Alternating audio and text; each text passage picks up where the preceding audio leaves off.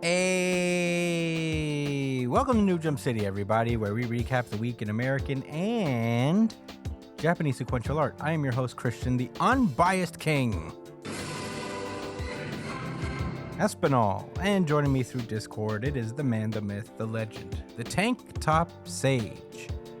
It's Joshua Gangsta Time Cole. It's called partner, but it should be called Gangsta Time.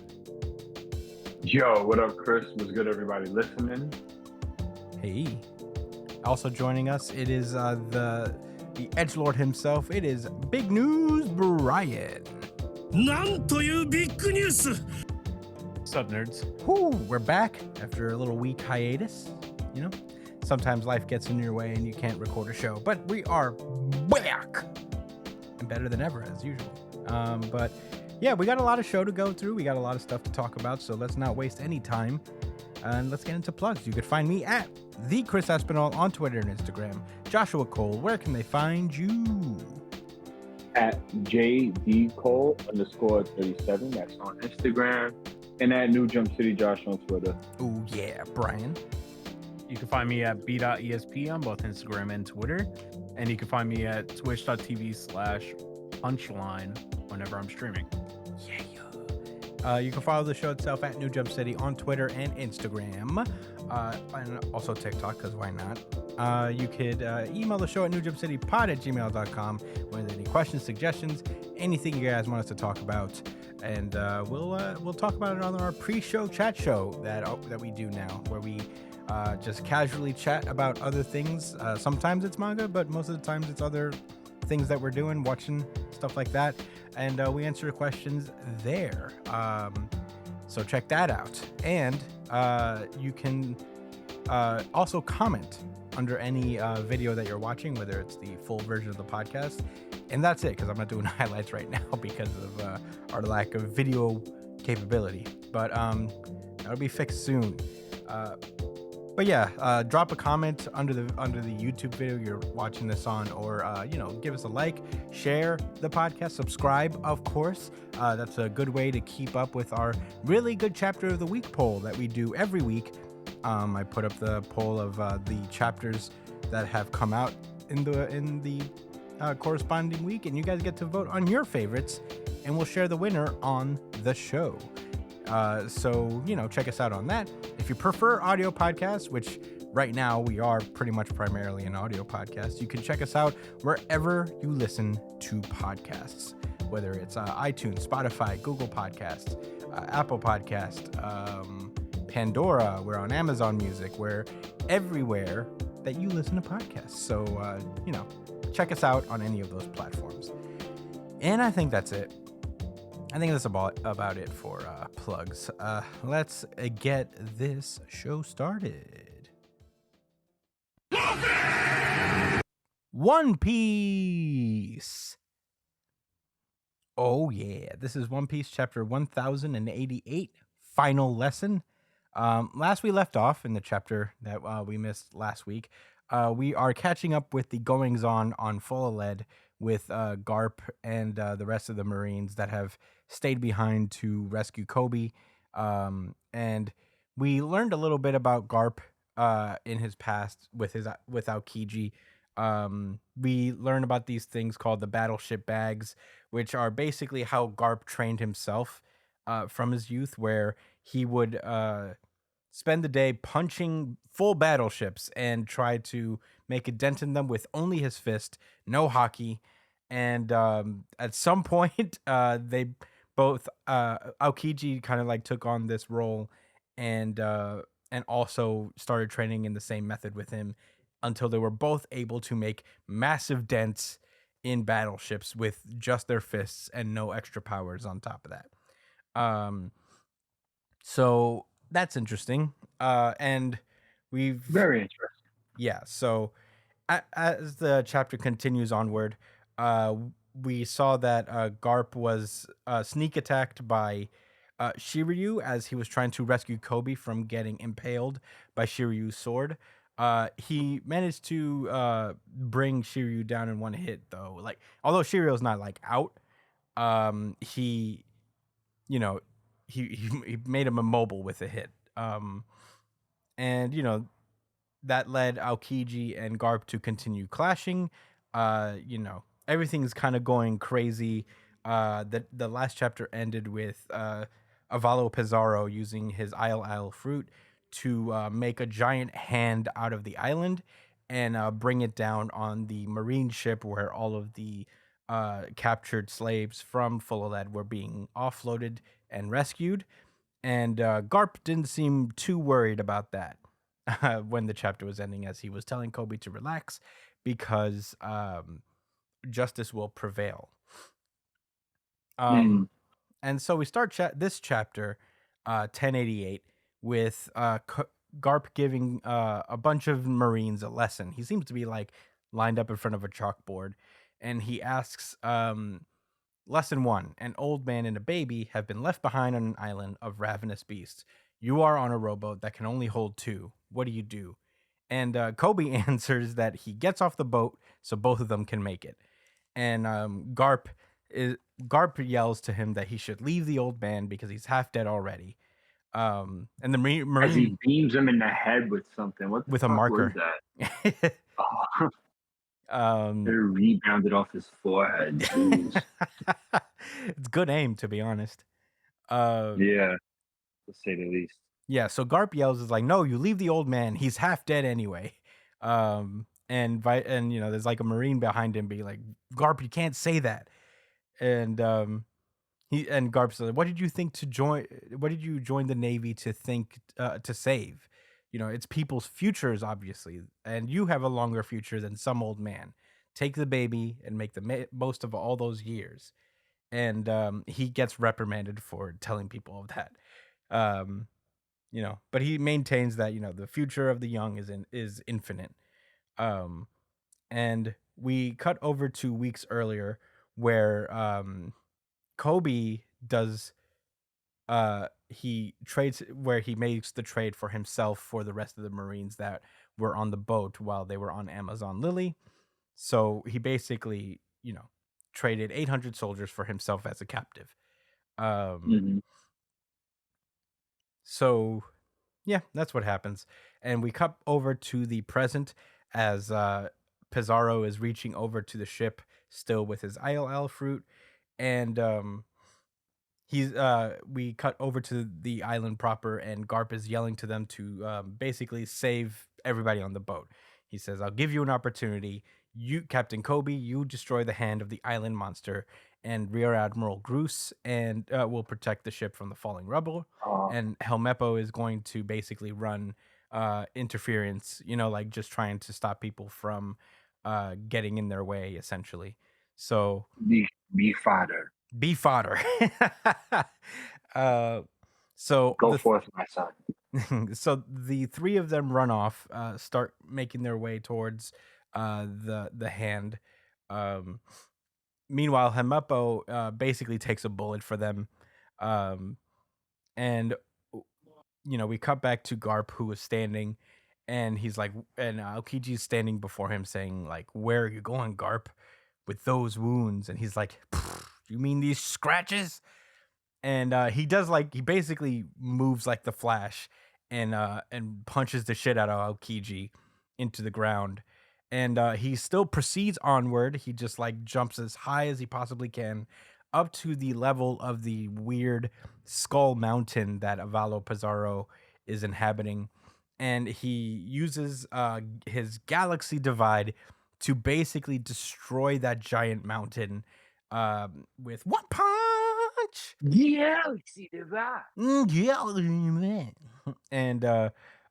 Avalo took a pretty big hit there. He's trying to keep his island face together. And at that point, Garp starts to think to himself, is like, hey, Kobe learns fast, but he's always hurt. He's like starting to experience a memory. He's always hurt. I see all those bandages on him. So, And Helmeppo explains, like, oh, Kobe's injuries? You see them? Well, he told me not to keep it a secret. So don't tell him I told you. But the truth is, um, and there's a flashback within the flashback where Kobe basically talks about how he's the least natural fighter there, so he has to work 10 times as hard or 200 times as hard to be a great sailor who keeps good people safe.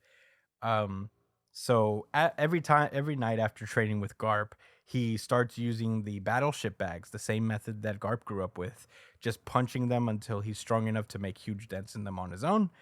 And right on cue, we get a big 2-page spread as Kobe arrives at the palm of the giant island hand, and he says he delivers his ultimate blow, honesty impact, and basically punches this guy like straight through. You would think a sword ran through Pizarro's Or beam. hand, a beam even. Dare I say, a beam. Yeah. um, We like those. we do enjoy those here on this show. So I will say that this is a beam punch. And yeah, basically it destroys the hand. Pizarro also starts to feel the effects himself. Groose uses his powers to stop the rubble from coming down on everybody, and the day is pretty much saved. Everything's pretty copacetic in that sense.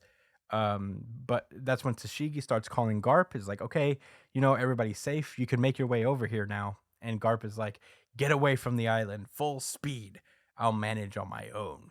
He says, your safety is the top priority here. So he commands everybody to go forward, and we get a little a panel of Garp basically freezing. I don't know if he's impaled necessarily, but there is a fucking iceberg shooting out of what looks like to be his chest. I want to say he's been impaled Yeah, that's what I'm for the thinking. second time, probably through the same wound. Yeah, maybe. And he yells over to his comrades that they are the future of the Navy, and he laughs and laughs as he hangs up. And the final two panels are very exciting as we see that there's the next day's headlines spoke of the safe return of Captain Kobe and the disappearance on Pirate Island of the legendary hero Vice Admiral Garp, and the incident in which Straw Hat Luffy, Emperor of the Sea, barricaded himself within Future Island Egghead. And yeah, it looks like we're getting back to Luffy and the Straw Hats next week, which is very excited. But let's get into our thoughts. Josh, what did you think about One Piece chapter 1088? Oh, tough. But Right? I did enjoy a lot this week. However, RGC, Yeah. it. It's also You know mine, it. by You the know way. it. Do we have Uh-huh. a Yeah, it's an RGC for me too. Oh, what do you think, unified. Unified RGC. Unified RGC.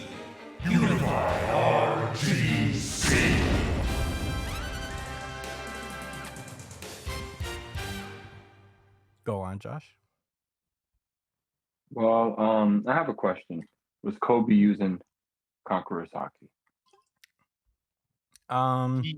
That's the very. And I'm not talking about Kobe Bryant. I'm talking about Kobe from One Piece. We're That was in this very. chapter. It's heavily implied that it is, but Black Lightning is a very confusing subject when it comes to hockey. He has hockey. You talking about the DC character? What? What? The DC character Black Lightning? No, we're talking about like the effect. No, that, he's using that- hockey for sure.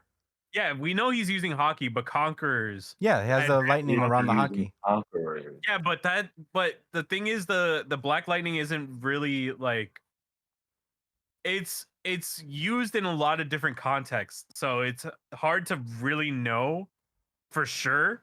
Like it 9 times out of 10 it's probably Conquerors hockey, but it could also not be because it's been used in different ways before. So and this would actually be like if it doesn't seem like he knows he has hockey, like Conqueror's hockey. Which would make him the fastest person to learn Advanced Conquerors without knowing they have Conqueror's Haki, you know?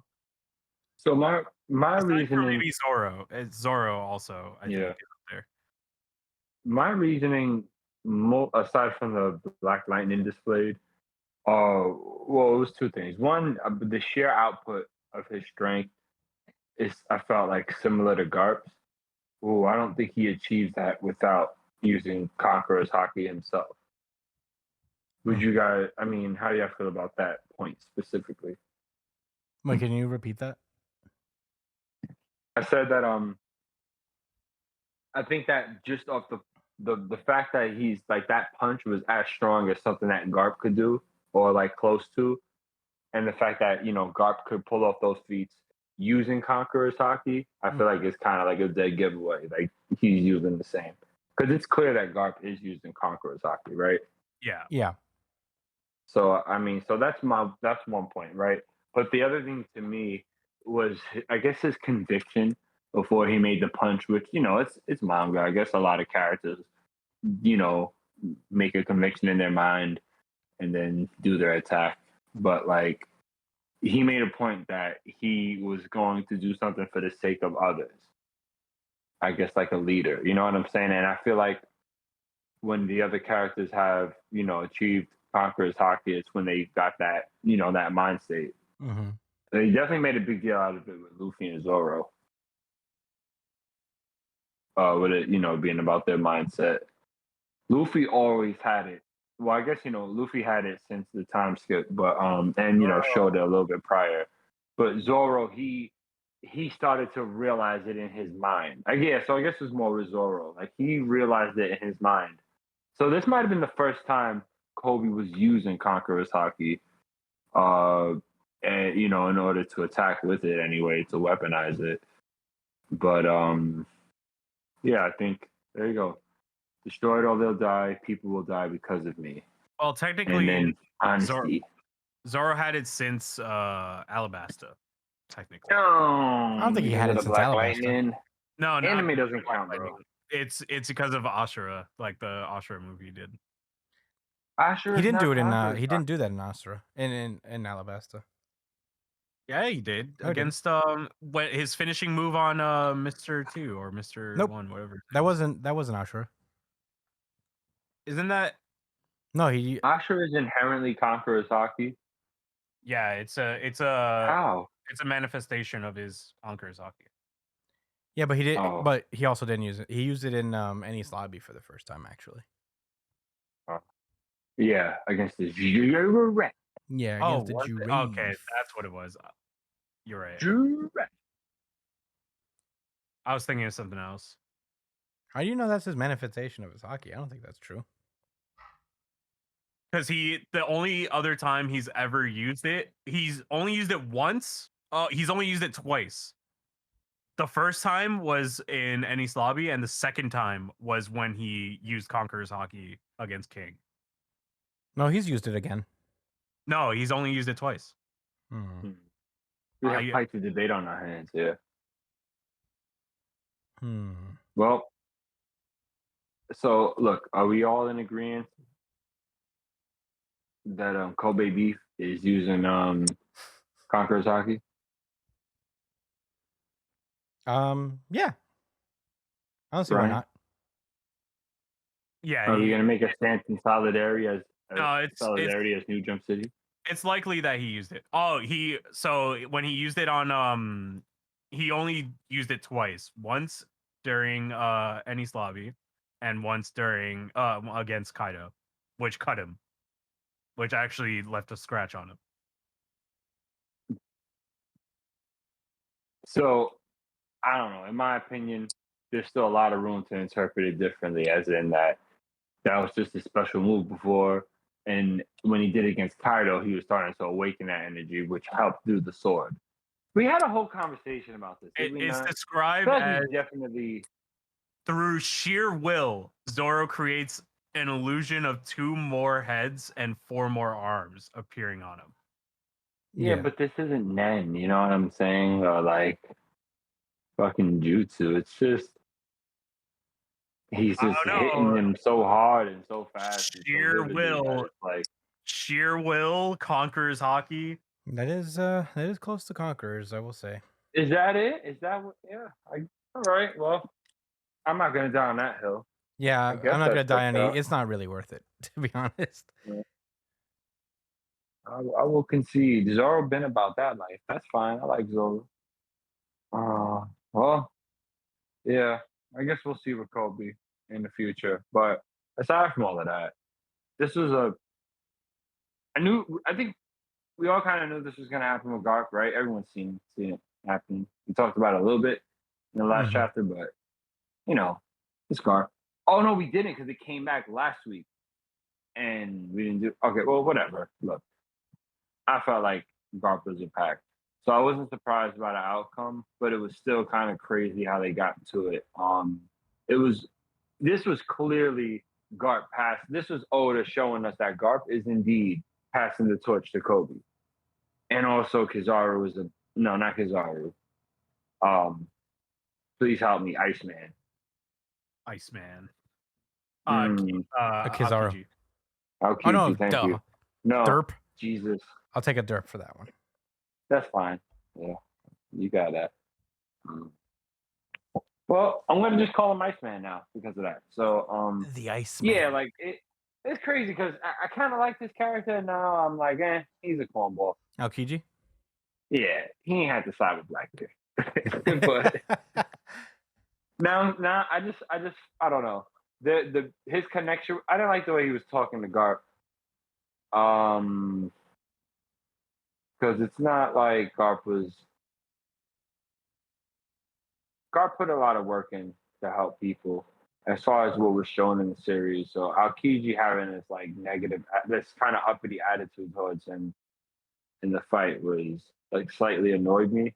But whatever. He also looked really dope at the end when he was like, frozen over. I can't wait to see him really fight somebody. We get to watch it. Read it or whatever. Mm-hmm. That's gonna be cool. Helmeppo ain't do a motherfucking thing, man. He's still He not that deflected a guy. bomb, whatever. He didn't deflect a bomb. I think he took it. He tanked it. He did tank it. Yeah, man. He probably tried tanked it out. I more was than lame. I thought he was supposed to be Zoro's end goal. Let me stop. But he's supposed to be someone that fights Zoro, right? Like that's what's gonna be. Kobe's gonna fight Luffy, and Helmeppo's gonna fight Zoro. They're both gonna lose, but the way Helmeppo's looking right now, he's sorry. He's sorry. He is sorry.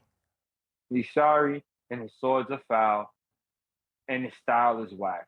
His time is coming though. He died for Kobe. He didn't. He survived. No, I mean like stylistically. Oh.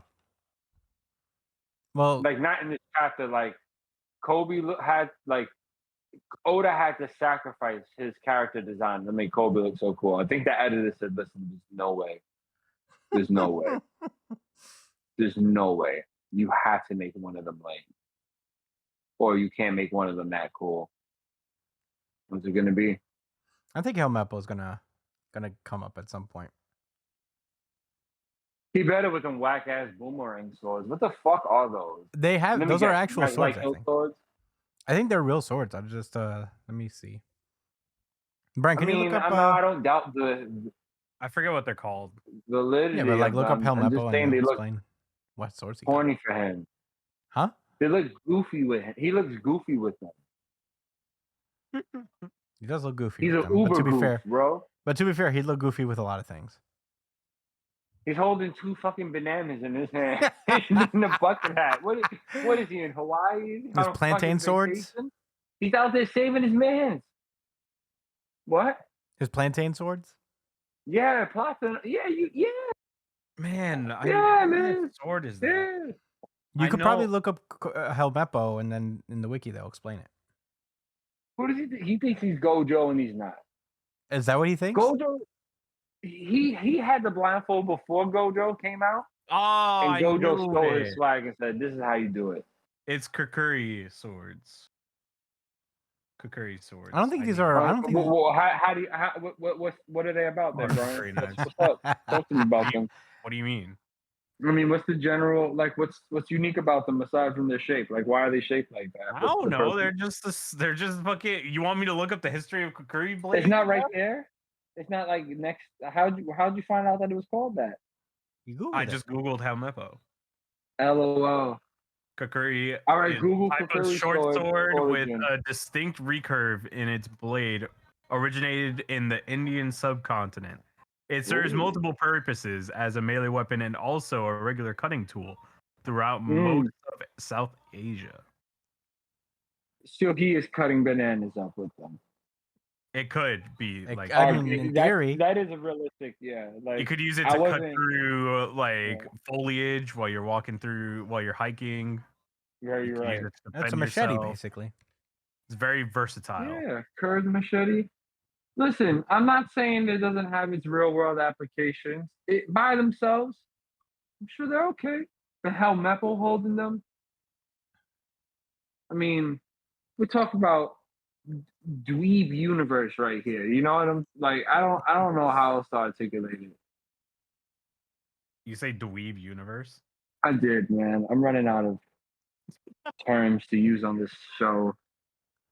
I never thought I'd see the day. I need to refresh.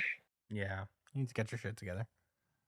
I need to let y'all talk about One Piece now because it's been a long time. What's yeah, up? Brian, What do you think, Brian? I really like this chapter.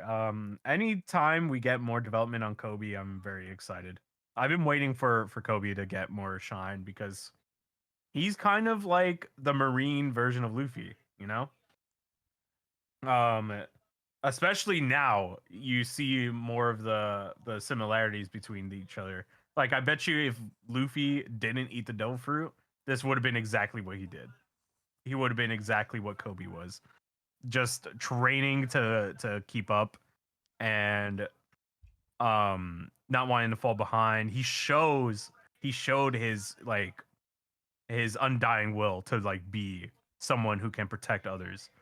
And he's had that since hit the first chapter, since we first saw him. And it makes sense, you know? Most shows like this would be kind of like an ass pull, but in the way that the series is set up and the way that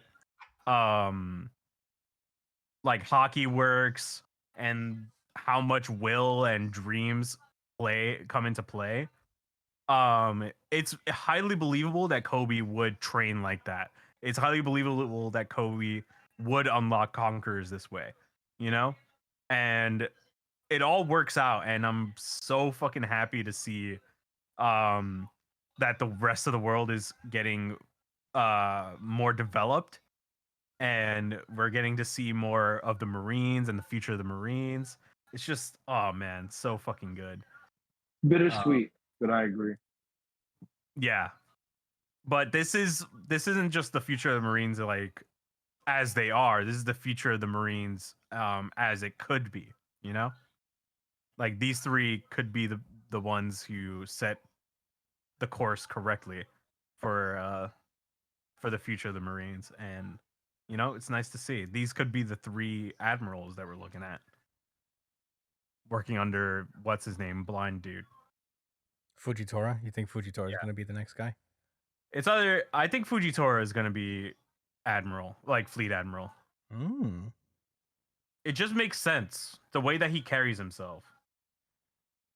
Well, I think he's like an outlaw now, so I don't think so. Yeah, but he could also be like yeah, a maybe sword by the member. end of the series they won't like clear his name. Yeah. But yeah, those are my thoughts. Really, really good stuff from Oda as per usual. Is it on break next week? I hope not. Hmm. I don't think I could take it. But yeah, those are my thoughts. Nice. Yeah, I agree with a lot of those. I do think they're going to be the next Marines. And I mean, the next admirals. And I do think that together with Luffy, they're going to, create a better Marines and hopefully a better world and stuff. Yeah. That's the vibe I got from like with Garp and Kobe. Like this is something positive that they're trying to build on. Yeah. Luffy can't do it all by himself, not just a bunch of pirates. Arg. Erg. Or-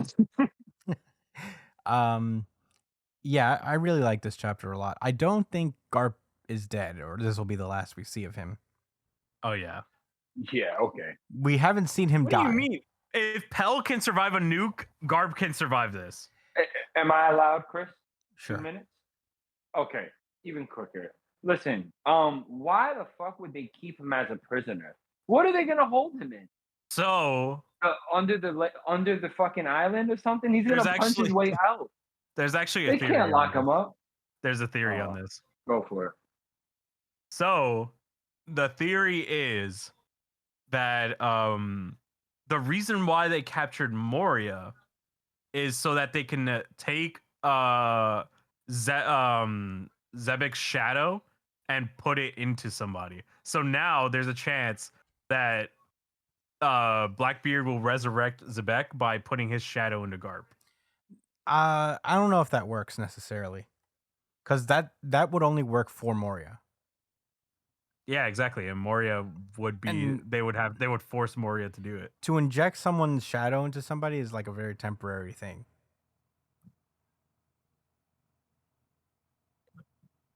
And Blackbeard can make everything dark. Yeah, but then he'd So have to make everything dark Whoa. around him at all times. he'll make the world dark, and then it's up to Joy Boy to bring the light back. Hmm. Well, Mm. technically, you only need the dark if you don't have a shadow. Yeah, exactly. Well, actually, you're right. Wait, this guy's on to something. Oh, there's a lot of potential there still. There's some. I mean, I don't know. I don't think I they'll. think he could even steal Garp's shadow and just use it. Well, I don't know if you can use the shadow of somebody who's dead, because otherwise, well, I guess you can. I mean, Garp. You can with ores. No, They as did. long as the shadows. Because remember, fucking, what's his name? Didn't has been dead for a while, Ryuma, and they still used his shadow.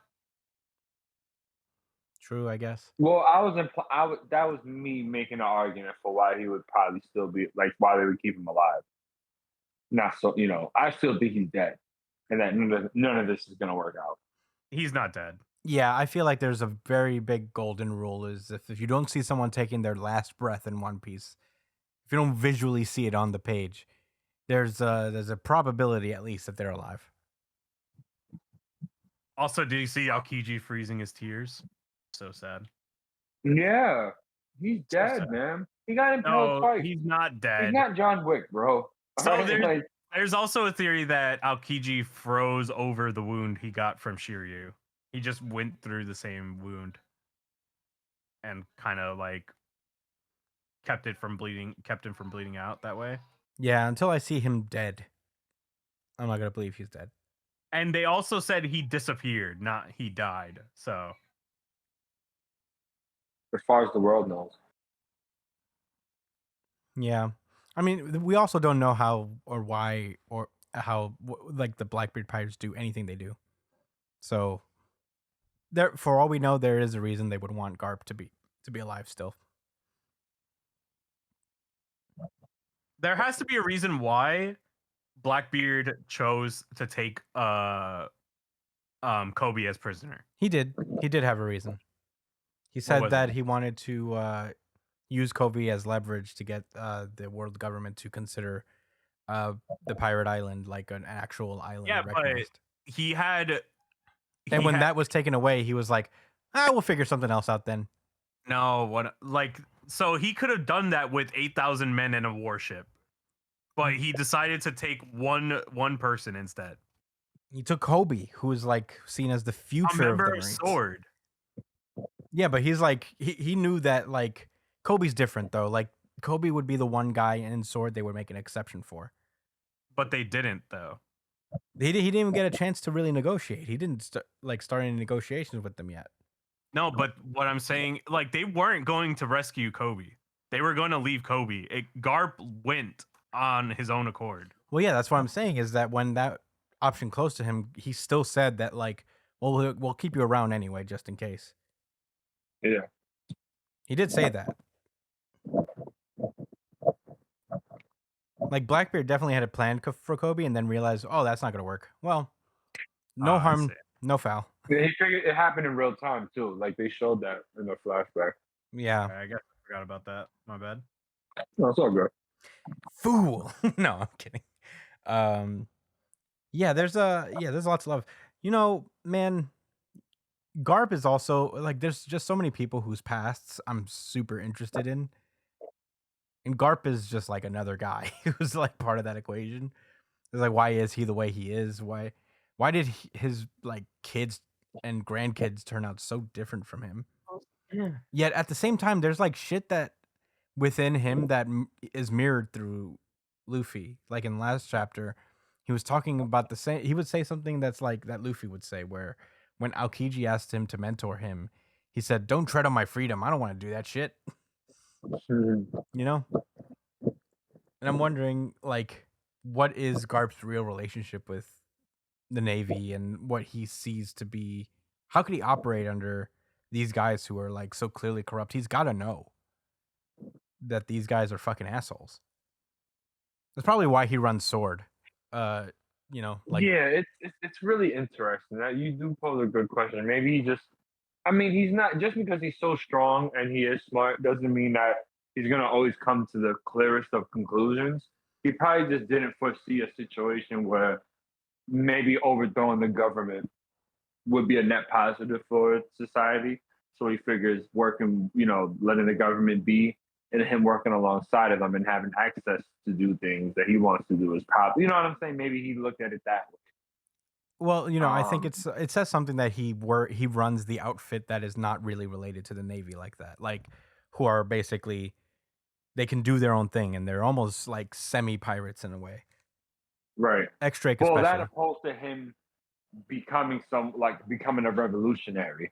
Mhm. You know what I'm saying? Who's like he like Garp. I get that explanation because I just feel like if you don't agree with the government, then you don't run Sword and be with them and wear their marine outfits and Right. and all of their medals and shit. So I'm sure he. I don't know. I would Yeah. assume he just thinks that that's better. Yeah, and now that he you can bring that simplify- up, I'm so curious as to his relationship with Dragon. Like, right with his the- son, his son-in-law, kind of. No, his actual son. That's Yeah, his son. his they name blood dropped son. him as his son for the first time. So maybe No, they mentioned. the dragon mom theory is dead. Well, the thing is, like, Or- they know that he is, and, like, everybody knows. They've, like, the higher ups of the Navy have made mention when they're giving him shit about Luffy. They're also like, and your son is the fucking revolutionary leader. Wow. So, That was his role to have revolutionary children yeah. Yeah, I Yeah, like his- it. and lineage. Yeah. His son is the greatest revolutionary in the world, and then his grandson is fighting for the Pirate King. It's pretty fucked.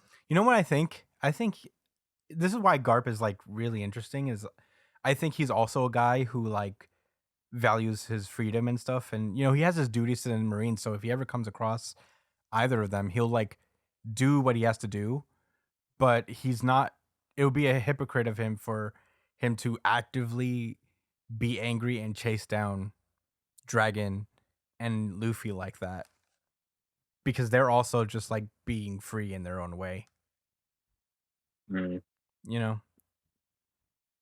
Yeah, on a personal level, it would be hypocritical, Yeah. and it's also hypocritical because of the corruption within I the mean, world yeah, government. there's like Oh yeah, there's a lot of it is pretty deep. There's a lot of layers to this. yeah, story. I don't know how he fucking you never really think about how deep all these characters can go like in the outset until like you get a glimpse of his past here and there and you're like, well, how did this guy become Yeah. this guy? The key to this situation is Dragon. Yeah. That's the missing. You know what I'm saying? He's the one that's gonna link Garp's past to relevancy to understand, because obviously Dragon came to oppose the government while his father worked for it. Mm-hmm. So like there is My theory is that Yeah. he like Dragon was once a Marine. And then he learned all the shit that happened from someone. or somehow he like met one of the fucking elders and they showed him something. Mm.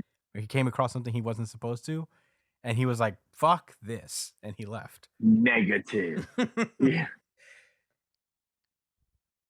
But yeah, it's just super negative. yeah. I mean, so many things that have to be explained, and we think that One Piece is going to end in 5 years. I Yeah, don't know good about luck, Oda. I don't know about that, fam. The more things get revealed, I don't know about that. the more things get It could like be done bad and the- quickly, like it could other- be, yeah. But the more that we like travel around the world, and this time away from the Straw Hats has been very interesting because the more we travel around, we just like get reminded of all these fucking questions that still haven't been answered yet. And I, for one, am very excited to see what comes next for it. Also, the big punches to the basic island were pretty fucking badass. Yeah, it was incredible. These are incredible feats of strength from regular people. And may I say, some really good art. You know, like the island. I always love the design of Full Lead, and I love that it talks. It's this head. The punches look like so cool. Yeah, the art's taken next level steps. with Yeah, One Piece. when Oda is able to kind of like really like expand on moments, it's always so cool and very unique. But yeah, I just wanted to Sure. give a little note about his art. Good job, Oda. You know what's cool? Like the shading of it all. Like he's really good at making the island look 3D almost by like Mhm. applying the shade and all that stuff. It's very, very cool. Yeah, I really like the theme as well. Mhm. It's a very jolly Roger, Yeah. very stereotypical pirate situation. That's my favorite thing about Teach. He's really the most pirate person. Mm-hmm. Yarg. Yeah. Yarg. All right. Well, that's all I gotta say about One Piece, though. Fantastic chapter. Had a good time reading it. You guys ready to move onward then? Yes. All right. Here we go. Let's move on. Bitches get shot, it get heavy. Gra. My Hero Academia. My Brian Academia. My Brian Academia. This is My Hero Academia, chapter 395, built upon the joy of others. Last we left off, Uraraka and Toga had their heart to heart, and Toga was Uraraka was able to finally break through to Toga, and they had their talk, and now all of the Twices are being dispelled as a result of Toga feeling more understood, more valued, more treated like a person. And all the Twices are evaporating. I think that's Hawks here in this panel. Yeah, it's Hawks. Yeah, we open with like everybody reacting to all of the Twices getting evaporated. He- And at that point, Hawks, we get a little look at him as he looks over to the Toga clone and says, "Fair enough. Bubai Gawara was a pretty decent guy, Himiko Toga." And there's only one Toga left, and she's standing over Uraraka, and she's having this like internal monologue talking about how she thought she wielded her knife to become those she loved, but wound up gripping it out of rage and hatred, all in order to make a world that's easier for her to live in. So Toga notices all around that Uraraka is using her ability to release everybody and give them a gentle landing, which, at the end of the day, in the end, she'll never let anyone down hard. But at the same time, Uraraka is still losing a ton of blood.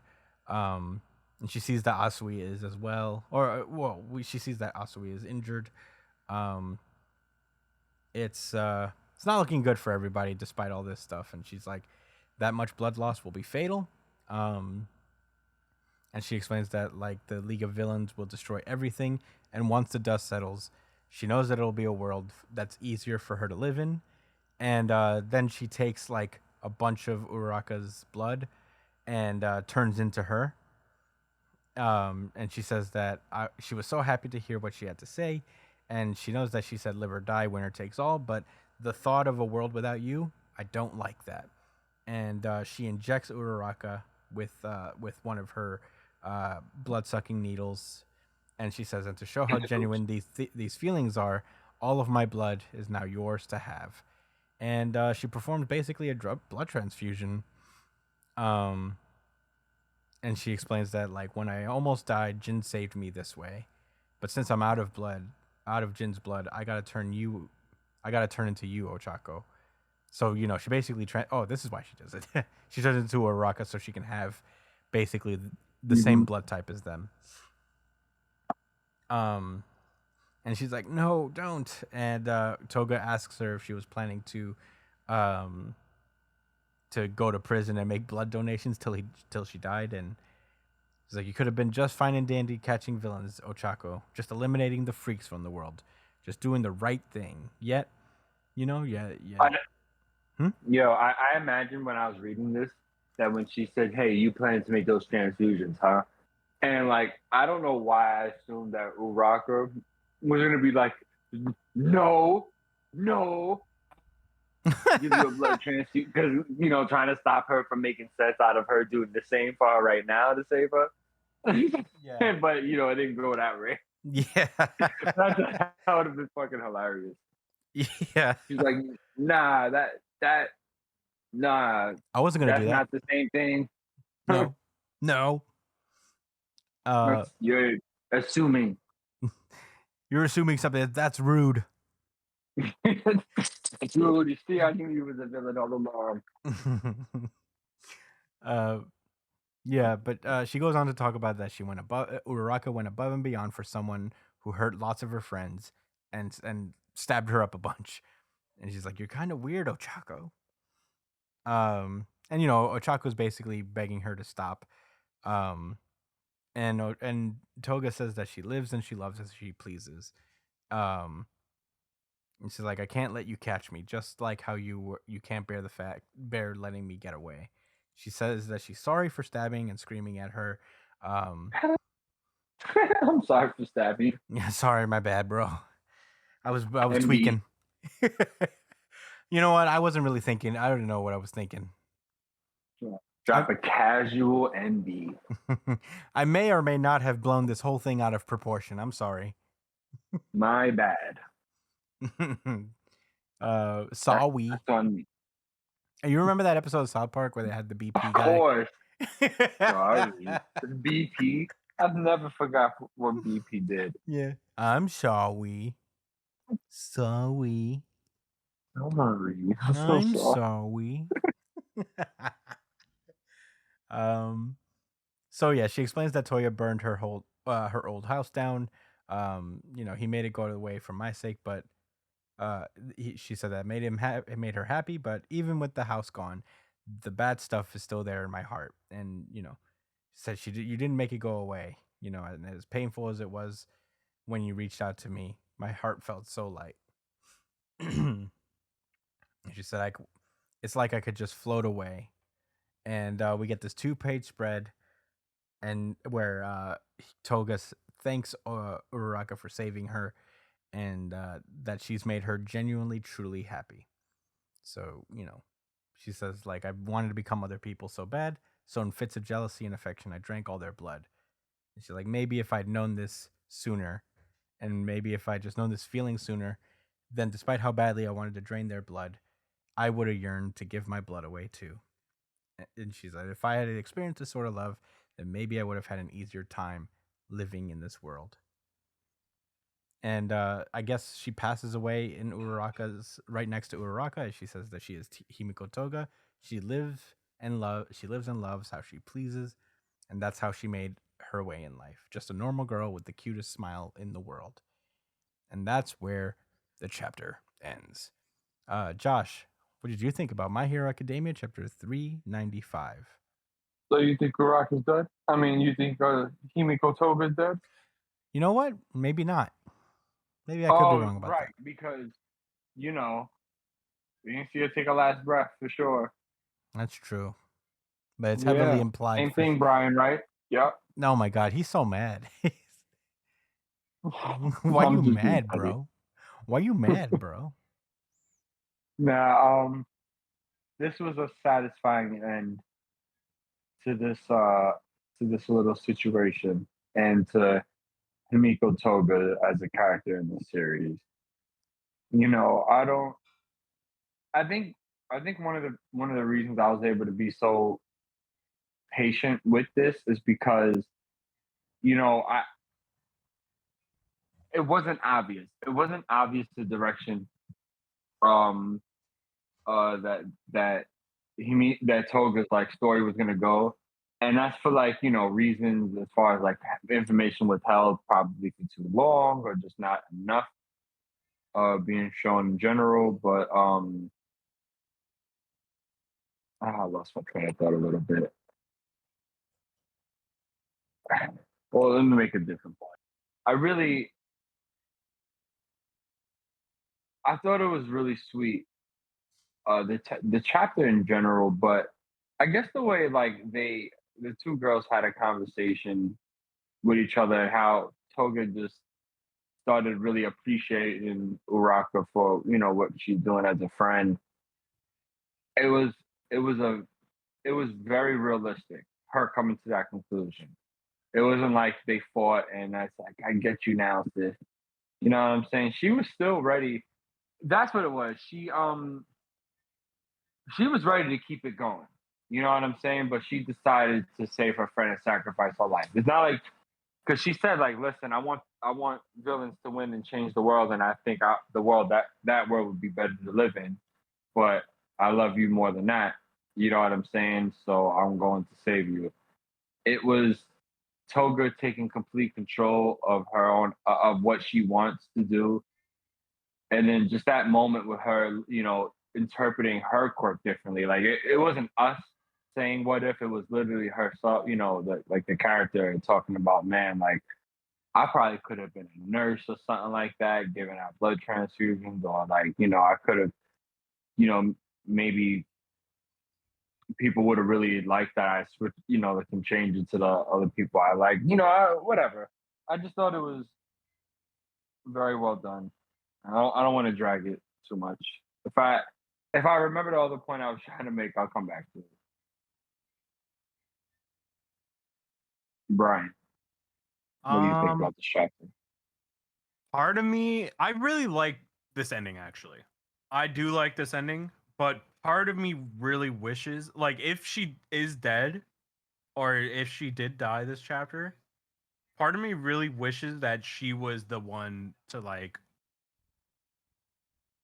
be rehabilitated, or at least go into rehabilitation. Mm, Because I feel like that's the whole point of her, right? Like her whole thing is that society treated her terribly. Like society treated her this way because of her quirk and who she was. And I feel like with proper rehabilitation, she could be somebody who could change for the better, and she did. She did show that she could change for the better. And um I feel like with the League of Villains kind of dropping dead like one by one here, or at least, it seems that's what's happening. Um like, where's the room for society to right the wrongs they did? Where's the room um for the next generation to save the kids within these villains? Uraka did like an amazing job, but I feel like, Toga dying here kind of takes away the chance for her to further the progress she did here, you know? Um I'm okay with how this ended. I'm not saying that this is terrible. I liked it, but I feel like death doesn't always have to be a way to redeem a character, or at least I know My Hero doesn't really do that all that often, but um death didn't have to be the answer here. Like, you know, time and dedication and a persistence in trying to make change. That I feel like would have been a stronger message for Toga. Like for her to be dedicated to be better, or for her to, for society to be dedicated to help her. I feel like that would have been such a stronger message for her story. And I feel like it's just a missed opportunity in my opinion. But I still think this is a really good way to show who she could have been by turning into Uraka, like you mentioned, and giving her a blood transfusion. Um, this is who she could have been if society had treated her um, with more, you know, respect and more and less like fear, you know. And it She could really have been just, donating organs and stuff yeah, too. yeah, exactly. Like it's insane how much she could have done for the world if she weren't, if she were just guided in the right direction. And it really puts into perspective like how much Shinso um like this really puts a lot of respect on his fucking name, because he had a quirk similar to all these people that's, you know, seen as like a villain quirk. Like this, you're just going to become a bad person because you have this quirk. And he stood strong to his morals and fought to be better in a world that was against him at all turns, you know. And I it's honestly like incredible. um I know my hero kind of falls short on a lot of things, but the best thing about my hero is the discussions on um hero society and how um how people get affected by, you know, their like quote unquote righteousness when it comes to their views on the world. Like if you don't have a shiny bright power that is like point and click, like clear, yeah, that's a hero, you're kind of like thrown to the wayside. Either you're either just a regular person that nobody cares about, or you're worse, you're someone who's going to hurt people. And Toga was like a poster child for that. So those were my thoughts on my hero. I liked it. I liked this ending for her, but I feel like we could have done more with it. That's all. Chris, what are your thoughts? Chris, I actually have a rebuttal if you don't Oh yeah, mind. go for it. So the way I look at the League of Villains now, like at this point in the series, is that like I can see that they all the characters represented a certain aspect of society, of like hero society that's like neglected, I guess, or shunned. You know, Spinner being better Heteromorph. human, better, yeah. What is it called again? Heteromorphs. Yeah, heteromorph. You know, Dobby being a victim of abuse and an orphan. You know what I'm saying? And how someone like him could slip through the cracks in that society, I guess. Although that was a little bit more personal with family, but I digress. Toga, in my opinion, had the potential to be, and was expressed. It was reached the potential, at least somewhat in this chapter, as far as how potent, you know, the issues with Hero Society is in this series. Like this is, in my opinion, Horikoshi's best attempt to validate what it is the villains are quote unquote fighting for, I guess. All for One just wants to do whatever the fuck he wants, right? He's a cartoon villain. That's why none of us fucking like him outside of swag. That because he has a lot of it. But, So much. Let's be honest, right? Be honest. I, don't But know, I like that One for All doesn't have morals. It's a good. not everyone has to be deep. Yeah. It's a good like what's the word? It's like a good foil to Shigaraki, you know? Sure. Well, I don't want to digress too much. That is a good point, though, and I'd love to talk about that another time. That was interesting. But anyway, so look, with Toga, right? I think hers is the best example because her story is about her, but it's also much bigger than her because she represents all of the all of the people with quirks that again are shunned and already given this label that puts them down a certain path in society, and that is really problematic, and it's generally the case with probably a lot of the villains in that society. Like guys with these weird quirks or these real destructive quirks that people are scared of. I mean, Bakugo, what we, you know what I'm saying? Even us as readers had the thought that maybe he might become a villain at some point. At least, well, I had those thoughts very early in the series, before it became clear that he was going to, you know, really fight for justice, etc. I have my doubts though, but that that's what I feel like. I hope I want you to kind of see that point, Brian. As far as with Toga, her dying here is really important. And just to be clear, I don't think I actually was not being facetious earlier. Like I think she's going to be saved. I don't think Horikoshi has the guts to let her die, but we'll see. But if I think nonetheless, her dying is the perfect tragedy to show that fact that yeah, like she could have been someone that turned out that probably could have, if she survived this situation, contributed to society, like learn to deal with whatever issue she her violent tendencies, and then train her quirk to help people, et cetera, et cetera. But it's so much more relevant that it's like, for someone like Ochako, she lost someone that she cared about. So maybe this inspires her to say, we can't ever let this happen again with anybody, you know?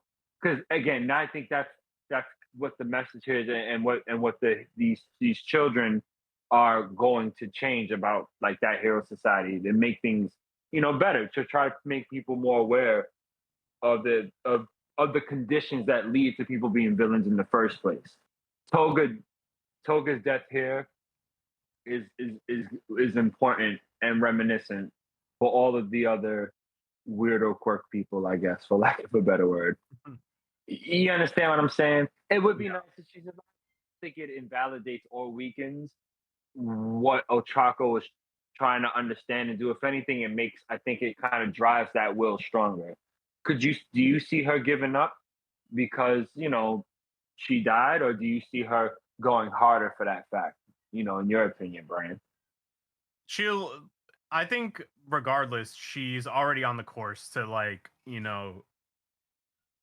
try to be to bring society back to, well, not back to, but bring society to a more accepting state when it comes to how they treat people, like when it comes to quirks.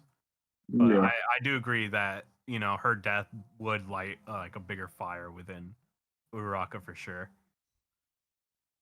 And hopefully a lot of other people that relate to Toga, they would say, you know what, they could, maybe it's a way for some of the maybe like older crowd of villains to say, hey, I don't want my life to get to a point where I die or get sent to fucking prison for the rest of my life. Like, maybe I should rely. That her death could motivate a lot of things.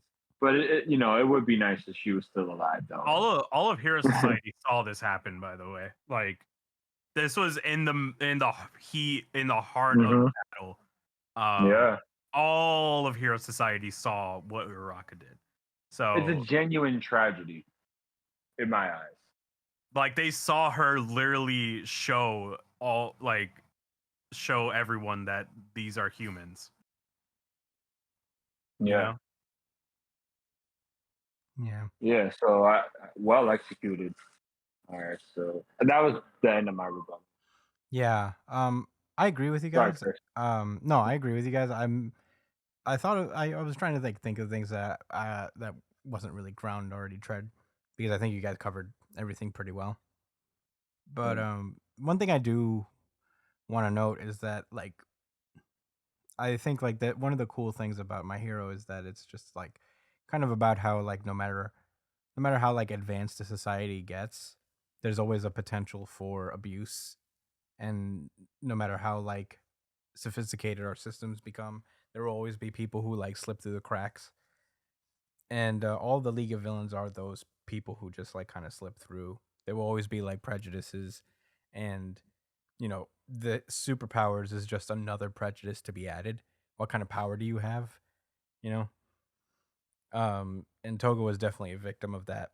I didn't. This is like a plot line that I just like didn't really understand for whatever reason. Whether maybe I was like just not understanding it for years, or maybe like it could have been communicated a little better. But Horikoshi in like this last battle with Toga really like clarified a lot of things that was super important. Especially since we're all getting more backstory on the league in general in these last moments. I Yeah, it was just really well done, and I don't know if Toga's dead for sure. I would think that she might be because maybe Horikoshi. I feel like Horikoshi is more uh open to letting characters go, to serve a greater purpose in general. Like he did it to Twice, and Twice was a pretty popular character. Um, so I don't know. Maybe she does live. It doesn't really matter either way in the sense because uh this is more about like getting the younger and more empathetic generation to really like give them the drive to overturn society, which I think that's like something that My Hero Academia has been hinting at for a long time. They talked about how Yeah. when Quirk started to manifest at first, it was like total chaos. People were like taking advantage of stuff and using their powers for evil or good or whatever. It was like just madness, as it would be if like superpowers just suddenly manifested. But as like generations went forward, it got a little better and a little better. There were and it obviously is not perfect, and it's just like sliding into familiar systems of superheroes and supervillains in this case. But I think that's like a very interesting point that they try to make is that when you create that binary of hero agencies and just villains that are out there, it's hard for when you impose that on society. Society will only work within that binary, because that's all they got. Is that there's people who use their powers for good, and the rest you're just like neutral or bad. But those in positions of power that are granted the ability to use their powers for good by whatever hierarchy it is, like a government or whatever, that's society. It's like any of us. Like any of us could be just like a cop, but any of us can be like a criminal, quote unquote. But it's, I guess, like who puts you in that position of power that like matters. And I think what these kids are going to realize going forward is that the next step is to kind of break out of that binary and try to catch these problems before they happen. Yes. Wow, very well said, Chris. Yeah, the next That step was really well for, said, man. I believe that the next step for Hero Society is for it to be more like for everybody to be involved, not just heroes. I would hope so too, honestly. Because Well, the that's point is you don't want to have villains at all. You don't want to have people out there disturbing the peace. no, but you want to prevent the I think causes for them wanting to do those things. I think for what he them means- leading down to that path. Yeah, I think what he means is that more like society takes a more vested interest in itself. Like it's more like built on community, not necessarily that like civilians are going out there being superheroes and stopping crimes, but also being involved in the effort of like catching these problems before they happen, because all of these wounds are inflicted not necessarily by heroes all the time. It's for the people around them, just the like people regular around them who civilians. are like dependent on heroes to do literally everything when it comes to society. Like Shigaraki, this wouldn't have happened to him if Hero Society weren't so like dependent on heroes. Like Shigaraki was ignored because people were like, "Oh yeah, you know what? A hero will come around and help this kid." You know, and a hero never came. Oh, when he was a homeless.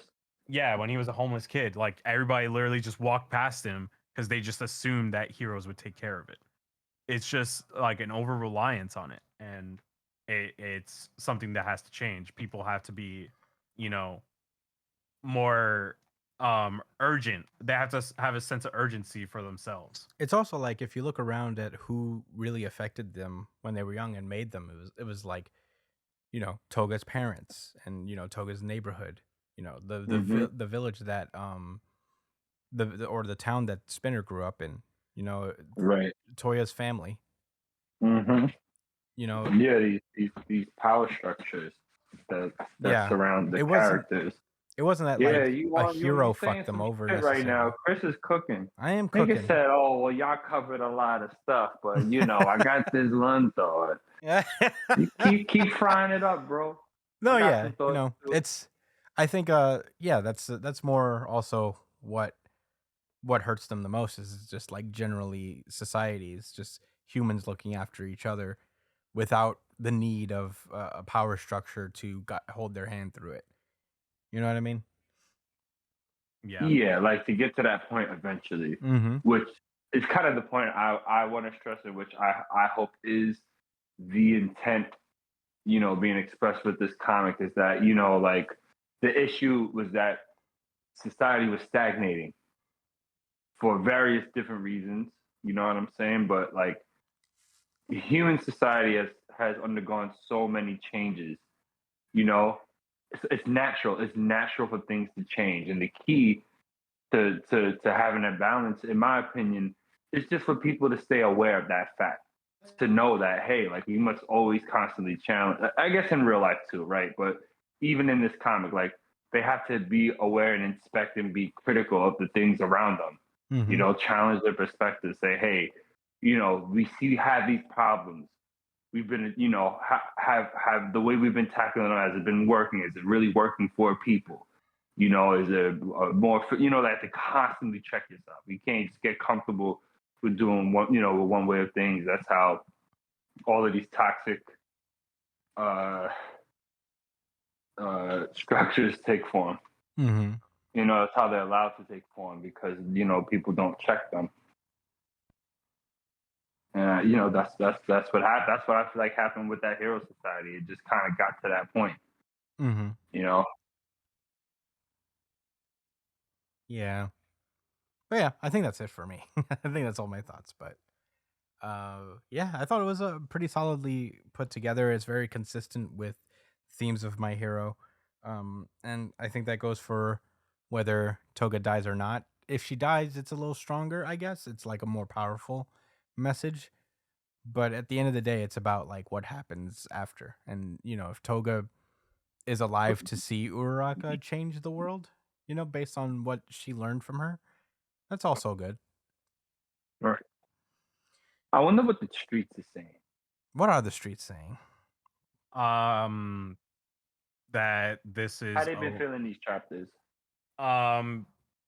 Honestly, there's not a lot being said aside from the fact that you know, people thirsting about Uraka and Toga being like a love story. All That right. would be different.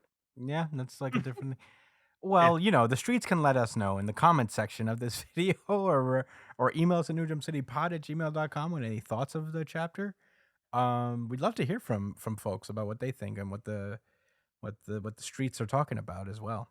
Have a two-way discussion going, because I think a lot of these series are really interesting to like have discussions of, and if we have a fan base out there that's willing to talk to us about it, let us know. And you know, we'll address like your thoughts on the show, your thoughts about the chapters on the show. So let us know, streets. But yeah, that's all for me. You guys ready to move onward? Yes, sir. Ooh, yeah. Then let's get it started. I don't really have to fucking care who's in my way. I'm gonna fucking kill everybody. Jujutsu Kaisen. From a There's week ago. there is no new Jujutsu Kaisen this week, but we do have last week's Jujutsu Kaisen that we didn't get to cover because we were off. So let's get You into think it. we wasn't gonna cover that Gojo Rama? Of course we were. We were not going to miss a week of Jujutsu Kaisen if we could help it. So this is Jujutsu Kaisen chapter 229, Inhuman Makyo Shinjuku Showdown part 7. Still nice with it. Last we left off, Gojo and Sukuna are continuing their domain off. And it's been going pretty crazy, pretty even so far, except for this time. Gojo seems to have managed to break through and actually hit Sukuna significantly. But there seems to be a cost. He has like this nosebleed all of a sudden, which Okotsu peeps. He notices. Nobody else notices, it seems, but Okotsu's like, I don't like the look of that. And Gojo just wipes his nose, and they do domain expansion again. So, they do it again. And the commentating booth of every other main character in the series is basically saying that Sukuna can also repair burnt out curse technique with reverse technique. So they both, that's confirmation that Sukuna can also do it. And they also asked the very important questions. How many times have we said curse technique today? Mad time. So many times. So, they keep discussing about it, saying during the 3 minutes until Sukuna destroys the outer shell of Gojo's domain, Gojo has to hurt Sukuna enough that Sukuna can't maintain his own domain. So, he's but Shoko breaks it and says that Gojo can immobilize Sukuna by bathing him in unlimited void for just a few seconds. If he can destroy Malevolent Shrine in 3 minutes, Gojo wins. And so, we cut to the inside of the domain battle. They're just fucking fist fighting straight up. It's kind of wild. They're just like knocking each other around and whatnot. But then all of a sudden the Malevolent Shrine breaks as well as the Unlimited Void, and they separate again. But this time Gojo seems to have maintained a lot of damage. Almost half his face is gone. So nice. It broke at the exact ass motherfucker. Yeah. Harvey Dent ass. Yeah, Two-Face. Gotham's that way, Sukuna. Yeah. In the wrong town. This is Shinjuku. So yeah, they realized that it broke at the exact same time of 3 minutes, so it's still consistent. But Gojo is a stronger fighter inside the domain, and they fight some more, but then they do domain expansion again. So they're like, wait, just now, what happened? Okotsu's like, maybe, but only maybe, I think Gojo's domain was slightly faster this time. And we cut back inside of the domain battle, and there's like a narration that explains that curse technique repair lags depending on the degree of physical healing. So the difference was less than 0.1 seconds. So I guess that facial damage that Gojo inflicted on Sukuna took just that much longer to heal, but that was all the time that was necessary for the Unlimited Void to hit. And that Gojo just gets stuck in it, and in that moment, Gojo takes advantage, impales Sukuna again through the heart, and inside Satoru Gojo's domain, in the 2 minutes and 40 seconds since the last domain expansion, Malevolent Shrine collapses, and that leaves Sukuna fully taking on the Unlimited Void. He is like, whoa. And Gojo goes in. He's like, a lot. Yeah. Gojo goes in and he's like, I still want to crush his heart, lungs, and liver, so he's closer to death than Yuji was at the detention center. But now, too late. Sukuna uses his 10 shadows technique to summon the 8-handled sword Divergent Sila Divine General Mahoraga. And we get a big, awesome 2-page spread of Mahoraga emerging. And man, Gojo looks worried now because he's like, fuck, I have to destroy it with one attack before he can adapt to Unlimited Void. And right before he tries something, Mahoraga just destroys the domain, and that is when the chapter ends. Jesus Christ. Josh, what did you think about Jujutsu Kaisen chapter 229? Yeah, this was ridiculous. He pulled out his trump card at the perfect time he saved it. He saved it to not only save him from losing the fight like immediately, in that scenario, but like it was also excellent timing because somehow he was able to get Mahoraga, right? Yeah, Mahoraga to take take some attacks or get used to the Unlimited Void attacks. I don't know, man. I don't know what to think. This was crazy. I like that there was a decent explanation for why Gojo was coming out on top with the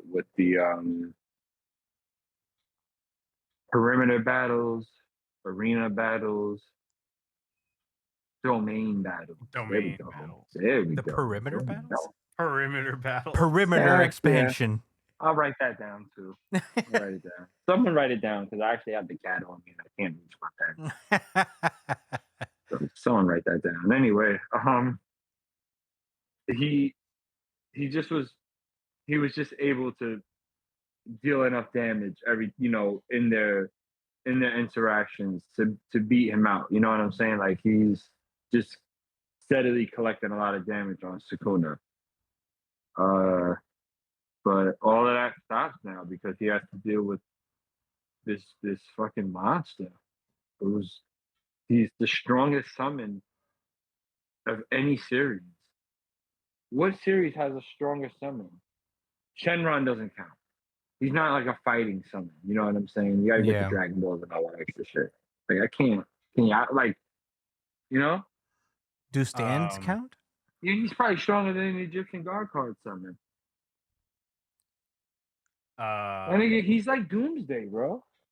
I'm sure. Shit, I forgot what I was gonna say. Nobody from Naruto. What, the frog? You don't think the toads can handle him? Negative. But what? I mean, they You have almost to said kill him in one negative, hit. dude. The thing that took away Orochimaru's arms. Oh, yeah. What was that thing? I forget the Oh, name, but I know The exactly what you're ceiling talking thing, yeah. He was sick. about. He's like, no, No, my arms. I can't do science. How am I going to abduct young boys to take over right now? Dude, how useless would that jutsu be in current Naruto? Pretty useless. The guy needs to be standing the fuck still in order for it to work. Nobody uses hand signs anymore. No. Right. God, no. It's a waste of time. I They feel would like just he's- cut off their own arms and then be like, hey, you activated my next level jutsu. Yeah, I feel like don't- Kishimoto invented the hand signs. I was like, this is pretty cool. And then after a while, I was like, man, fuck that shit. You got it. You know what this is. Whatever. Yeah, you know what it is. I'm not doing all this anymore. I'm not drawing hand sign panels forever. They're nice. I guess those are my thoughts. Cool fight. I don't know what's happening next. And it sucks that we didn't get it this week, but whatever. You know what's happening next? What? Gojo dies. Gojo's fucked. Yeah. Unless he has, we need to see new shit from Gojo. Look If how we- scared. Look how scared Gojo looked in this top panel. He is no longer cool, calm, and collected that I knew from the beginning of the series. You want to know why he's scared? Is because he doesn't know how much Mahoraga has adjusted to him. He doesn't know. He's adjusted enough. There's a chance that Mahoraga has been adapting to him since the beginning of this fight. That would be too broken. No, there's a very real chance because Sukuna doesn't even have to have the wheel present at all. He could just pull it out of a nothing sphere, right? Remember, that's what he did Yeah. against the bug lady. He just pulled it out of nowhere. Like, there's a chance that it's been adjusting this entire time against Gojo. Maybe what happened was that he lured Gojo into using his into hitting him with his cursed ability in a favorable position where he knew he wouldn't be able to he'd be able to bring out Maharaga. Maybe him getting hit was he had Maharaga out already, or no, you have to summon him, right? He has to get hit, he has to get destroyed by the move first, and then when you summon him again later, if you survive, then he can't get killed by it, right? No, how you it don't works? have to get hit No, by him. if he doesn't die, if he gets hit and doesn't die, he adjusts automatically. But if he does die and he comes back, he's already adapted to it, so it's not going to work again.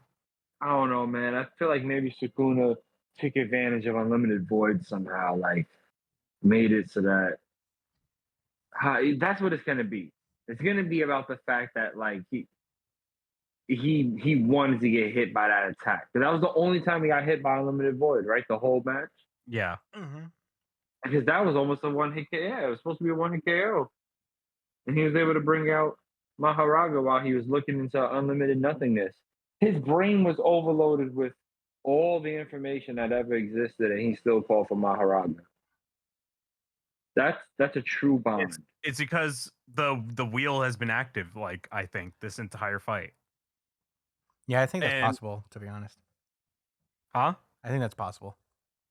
So this is that's the problem here, because now we need to see Gojo do some shit we never seen him do in order to win this fight. If he has pushed himself beyond what he's been capable of before, he has a chance to kill Maharaga.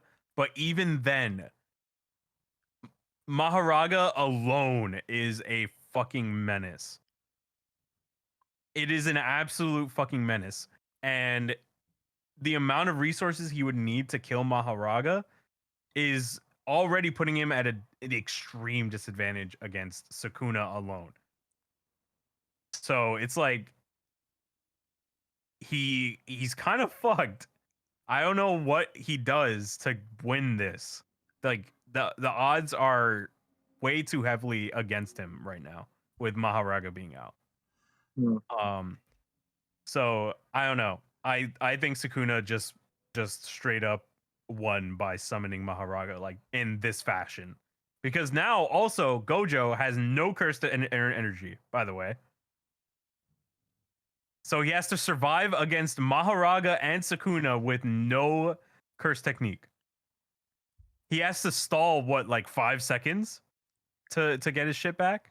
I don't know. I don't know how long it takes. But yeah, I don't know. It's he might not be able to do it, but I don't know. He would need to have help in some fashion, I think. Yeah. But it's a little worrisome. If there's anybody who can probably come back from this, is Gojo, but also I just don't know what he could do to turn this around. But I'm sure they're gonna go into extreme detail next chapter about I can't wait. what happened with Maharaga, can't fucking wait. how much Maharaga is adjusted, and what Gojo is gonna do to Maharaga. counter it. Maharaga is just a cool name. It is, and it's menacing. It is the most menacing fucking thing in this series. Well, I called him something else way earlier. Yeah. I think before we started the podcast. I don't remember. Yeah, it wasn't Maharaga though. I know that. Anyway, You guys know what the streets are saying? I do know what the streets are saying about this one. what's that? That Sukuna is a fraud. What do you mean? They said everybody. I sent you guys a TikTok a while ago that It's super funny. I want you to guys. You don't have to watch it right now, but I'll resend it to you guys in the group because it's so funny how like I've seen multiple TikToks of people clowning on Sukuna, calling him a fraud because he like cried out to Maharaga to save him. Wait, that's true. If Maharaga didn't exist, Gojo wins. If Please, he didn't have Maharaga. 10 shadows. Dude, they went absolutely the internet is violating Sukuna right now. He's a fraud. I have to show. I can't wait for you guys to see it. It's so For fucking Kuma? funny. Like the way people treat LeBron. Yeah, worse. Oh my god, they are clowning him. You gotta send me a montage. I bro, gotta please. send it to you right now. It's Every it's single one that's funny. Send it to me. dude. I'm gonna send it to you right now because that shit is just too fucking funny. I'd love to have a fraud discussion about it because people are going absolutely bananas calling it. Like they made full like edits about how much of a fraud he is, and it's the funniest thing. I'm gonna send it. I mean, it was his plan to take the kid with the 10 shadows. all right. I'm sending. Just sent it to you guys. Yeah. But yeah, this chapter was crazy though. Not for nothing. It's fucking awesome. I do love like the Kojin like way that Gojo beat him. Now I understand like why he kept doing that shit. Like why they kept having domain battles. It's just like Gojo was just like biding his time. Did you guys see it? Oh, they're watching it now. But Mickey Maharaga. they went, bro, they went crazy. Just watch. But in any case, yeah, he was just like biding time until like Mikuna Mikuna. is Mickey Yo, Mouse they are way going over good. crazy. Yo, Mickey Mouse. Wow. Yeah, I gotta look that up. Dude, it's so funny. The caption is Mickey Kuna and his fraud house.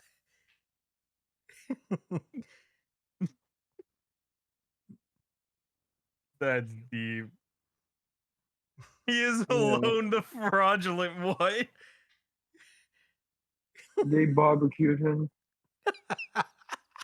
That was pretty soft. I'm not gonna He lie. alone is the But fraudulent. if he had all his fingers, you know, if he was at full power, He does have all his fingers. he's at, Or if he was most at of full it. Power, No, he's missing one, I think. Ooh, he ate his own skull. Oh yeah, he used that as a way to bypass the missing finger, I think. Forgot about that. But in any case, yeah, it was like the way that he used the domains to just kind of like create just create an opening for like just that 1.1 seconds so he could actually use the unlimited void. Gojo's problem is that he got a little too greedy towards the end there. He wanted to make this guy suffer. Oh, that's true. He too much flair. Yeah, I think he could have probably just like one-shotted him, but he got a little greedy on it and gave this guy an opportunity to fucking strike again. Boy, I can't wait till next week. That's all I have to say about Jujutsu Kaisen. I don't know if you guys have any other thoughts. No, man, Jujutsu Kaisen is just so fucking good, dude. I talk about it every week, but goddamn, this series just keeps on hitting. It hasn't missed in so long. This series is so fucking good.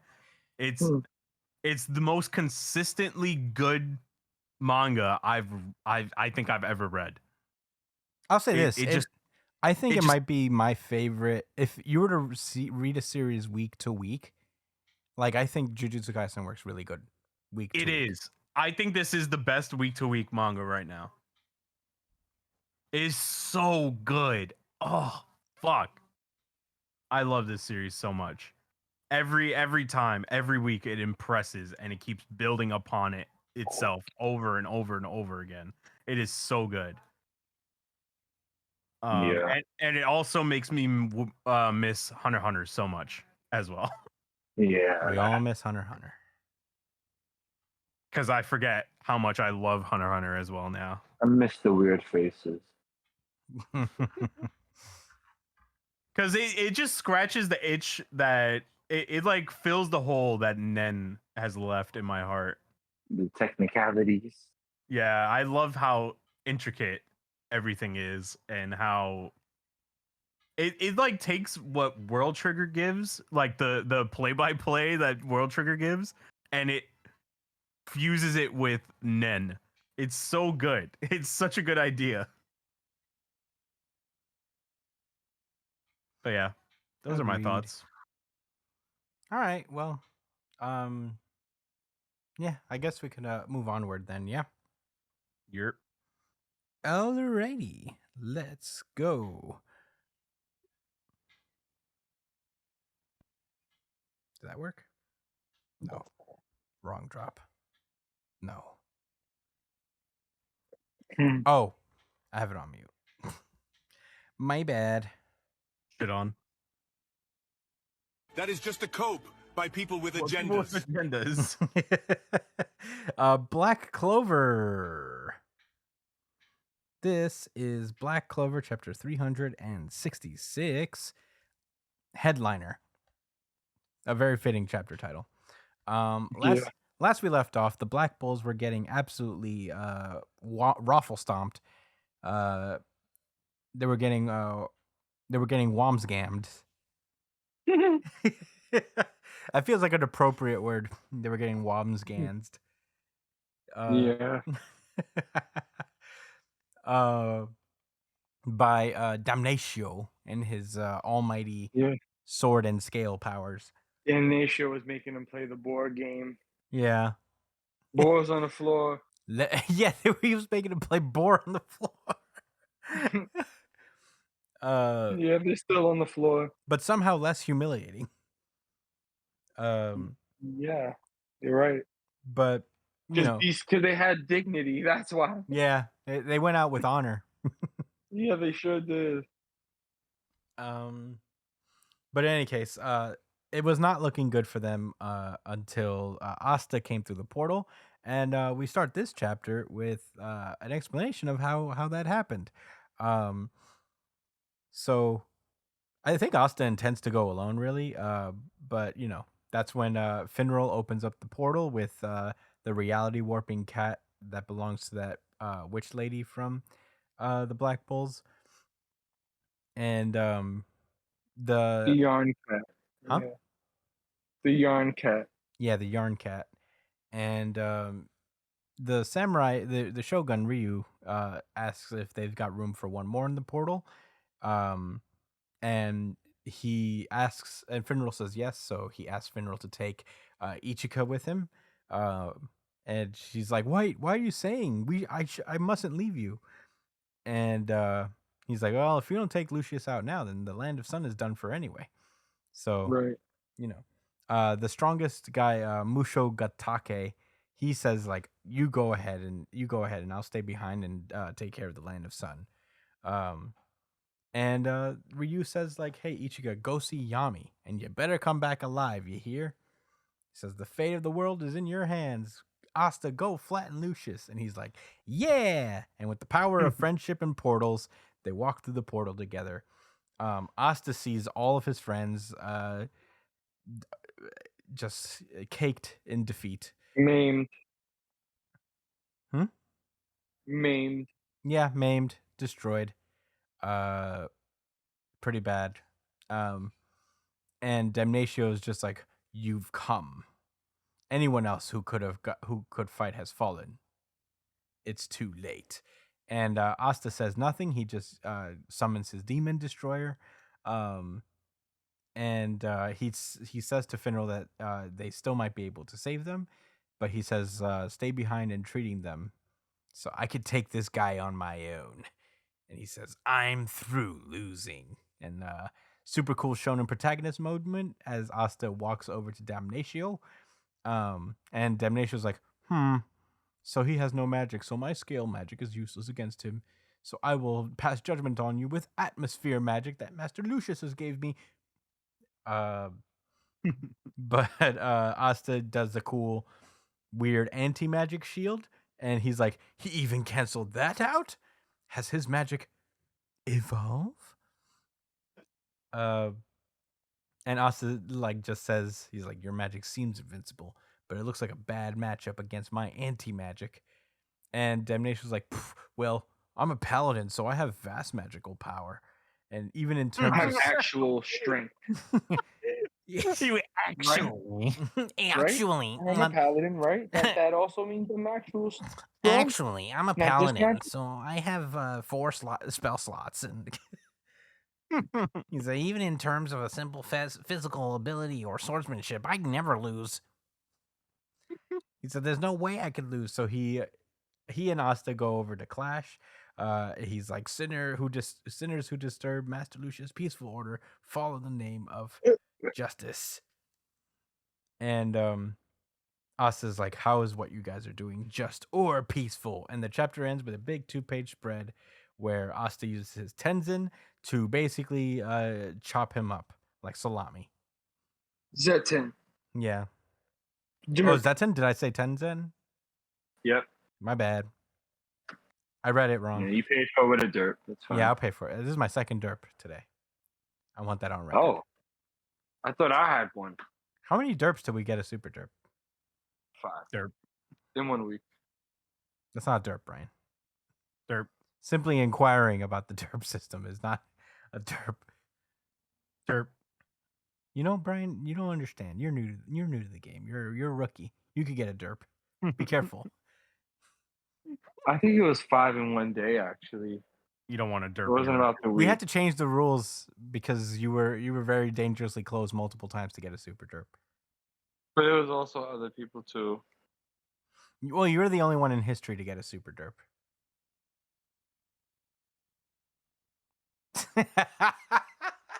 Yeah. In the history of this planet, Josh is the only one to receive a super derp, and I Well, you said Tenzin. okay, And I have this 2. is an Avatar, Legend of Korra. I have 2. It's okay. I still got 3 left.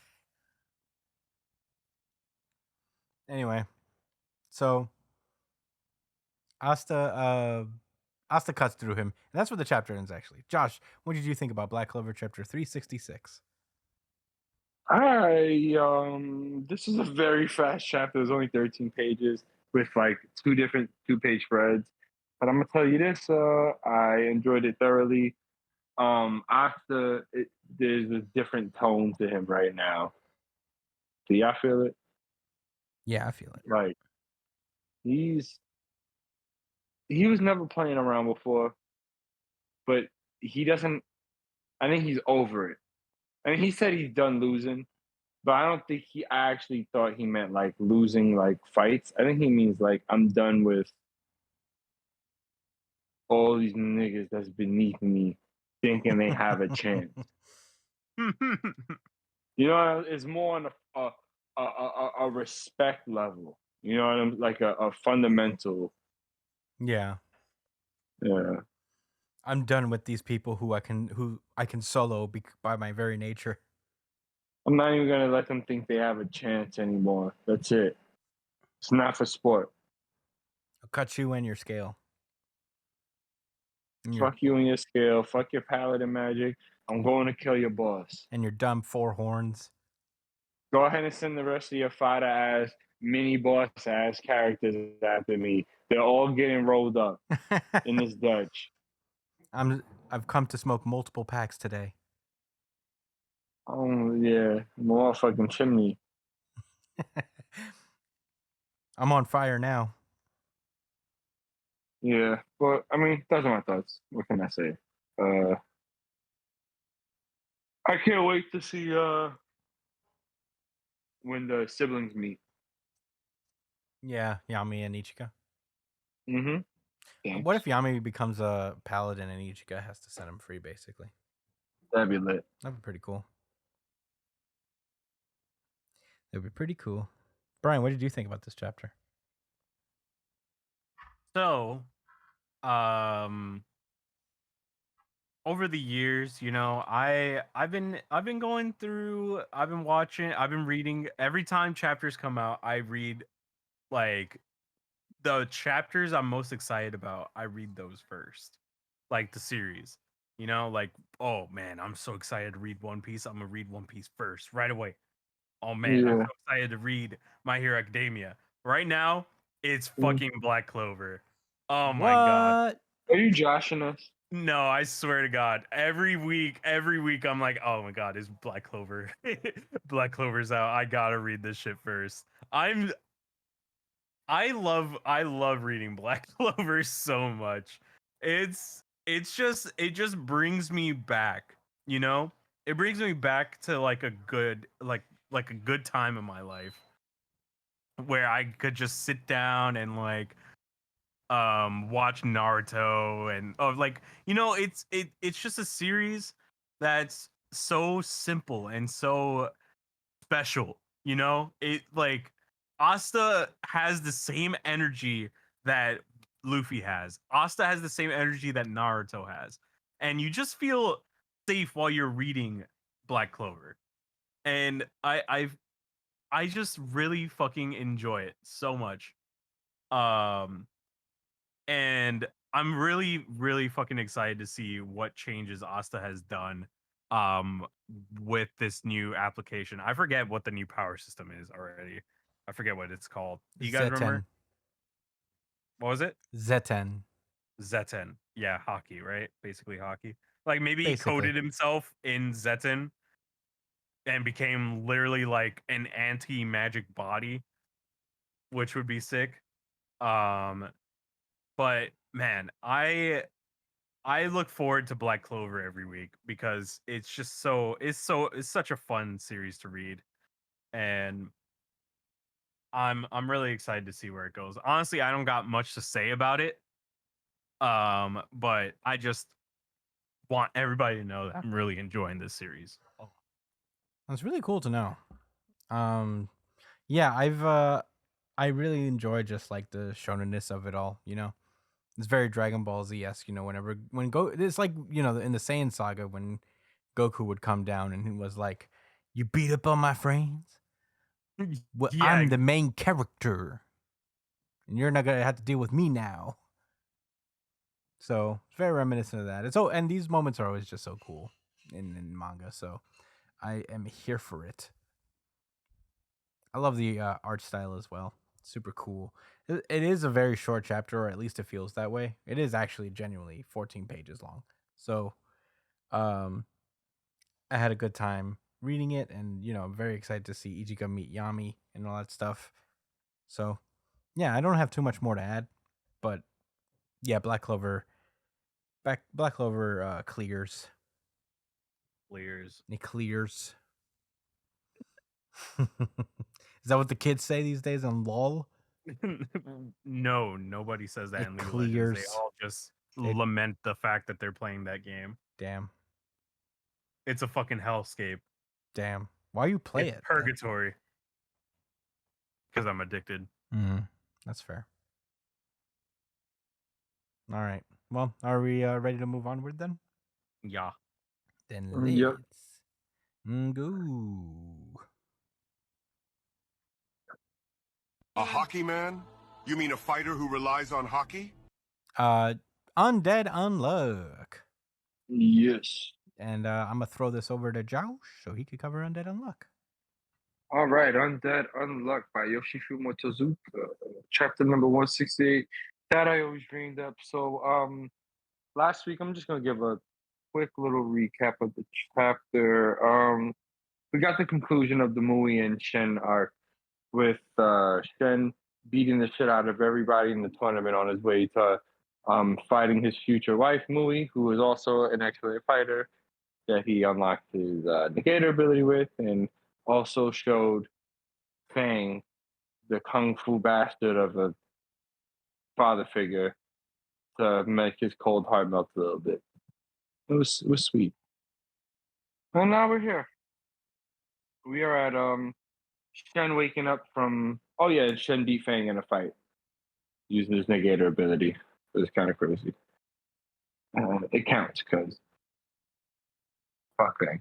All right, so Shen wakes up in the hospital and everyone's excited, that he's alive, and Shen knows immediately that his heels were wounded by extraneous methods via this pill that I guess they got from the tournament that they were going to use to save Mui's brother who's sick.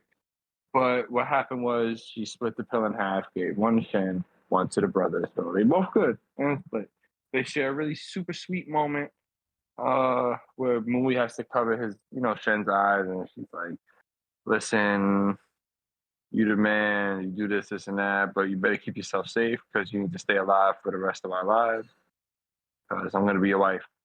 And if you hurt yourself, I'm going to beat the shit out of you. And he's like, yeah, babe. He said, Jo Girale. Girale. All right, I'm good. Yeah, I can't speak it either. G. I don't even know why I almost attempted. I don't know what the reference point is. Yeah. Well, anybody that speaks that specific Chinese language, I don't know if it's Mandarin. Help, please. I have no idea. I can't read it. Never would. Okay, so yeah, a cute moment, but they asked, "Oh, like what's Fuko at?" And we cut to, of course, Fuko and Fang fighting.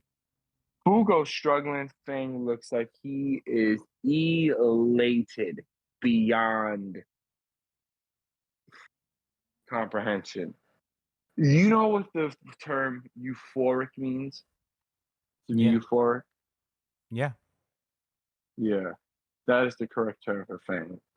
He wants to marry Fuko and fight her for the rest of his life. And I mean, like, skip meals. You know what I mean? Only, like, eat like shit, sleep, and fight. That's all he wants to do with Fuko for the rest of his life. Yeah. No sex. Just fighting. No, just fighting. Please let me put my hands on you for years to come in Mortal Kombat. Yes. No one else, just me. Just me and you fighting forever. Because that's how relationships work. Until you start getting trash, and then I'm going to kick you to the curb and find someone stronger. You better not Fang. get out of shape. Fang. What are we going to do with him, huh? He's like Uncle Lester. All right, let me stop. Mo. Yeah. Mo. Yeah. Yeah. So,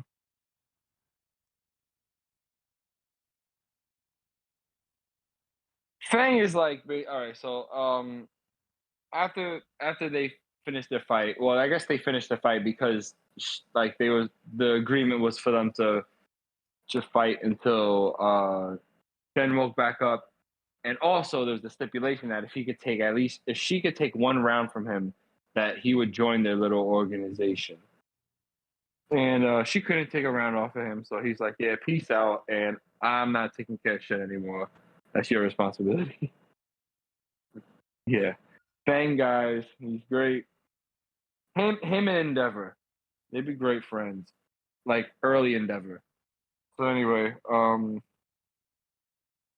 Fuko holds up Shen and he's like, look,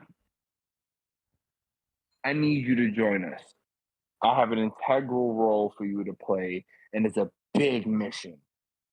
Something beyond me that I'm worried about, which, that turned him on. Oh, something strong to worry about? Okay. So we come back to the Apocalypse table, and, he's just mad that they're all there enjoying each other's company. What else can I say, man? This guy's a piece of shit. This book. I like him, though. Fuko makes a point that, we're over halfway there as far as the Negators joining. They have 13 now, and they only have 11 more to get. Oh, yeah, they did count Andy. I guess I didn't see him the first time I read it. But that's him to the left, yeah. So, yeah, 11 more to get. And that, she's just there about to figure out who's the next Negator to get. So Fuko sees the paper, and she's like, oh, shit, all right, we got some crazy going on. I don't even know how it's supposed to go. I ain't never been in no situation like this. Not IRL or in Loop World. By that I mean like in her personal life before the Negator shenanigans, and then her Luke negate shenanigans. So yeah, she's like, bet. Our next mission will involve infiltration as well as long-term combat, and she's gonna need at least 10 people. So she calls Gina, John, Mr. Billy, Ishin, Mr. Shen, Mui, Nico, Ichiko, herself, and one other, Mr. Fang. I feel like she's just asked everybody Oh. involved already. Almost everybody, not everyone. Tella? Almost. Did Tella get left out? Yeah, he's the only one actually. Yeah, but he can't talk or do nothing. Tella, you stay here, you useless fuck. That's fucked up, man. It's ableist as hell. It wasn't me. That was Fuko who said that. No, there's 13 of them, so 2 people are being left. Him and someone else. I don't know. Who else? Undraw. Yeah. He's fired too, by the way. We talked about that in the pre-show. Wait, who is? Andra. Mm. She's cool. She's cute. I like her. All right. Anyway, so yeah, Fang gets excited, thinking about what the mission could be, who the next opponent could be, and we cut to a school in Japan, and Undead Unluck goes full slice of life, and they're going to be they're infiltrating the school in order to capture, in order to get Chikara to join their squad and prevent his Negator catastrophe from being bad. Everyone's in certain roles. A bunch of them are students. A couple of them are teachers. The older ones. Fuko is a student. That's funny. She also comments how she never got the chance to be in school. I guess because of her Negator ability, it manifested early in her life. So yeah, all right. So yeah, that's the end of the chapter. Oh. So at the end of the so all right. So like I said, the older members were teachers, and one of them was a principal. Fang was the gym teacher. And he's screaming out from the yard. You set me up. You set me up, Fuko Izumo. I know. You know how tight he is right now. He was so mad. Oh my god. He said it twice. You set me up. you fucking got me. There's children around him, and he's like, "You set me up." Oh my god, man. This was the second funniest thing I read this week in the comics. But yeah, all right. How did Ishin get the job as a principal all of a sudden? Right?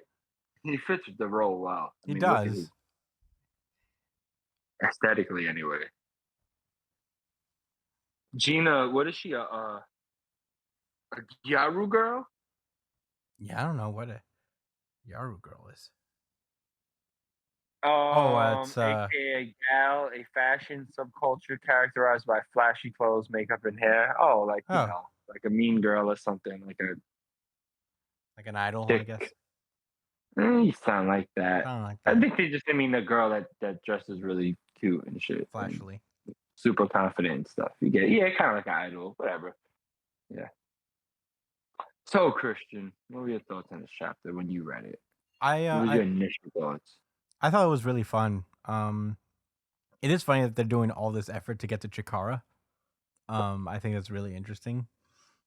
There was something I read from Oda not too long ago where he was talking about how, in theory, Oda could write whatever kind of genre that he wanted because he's already established early on that the Grand Line can be anything.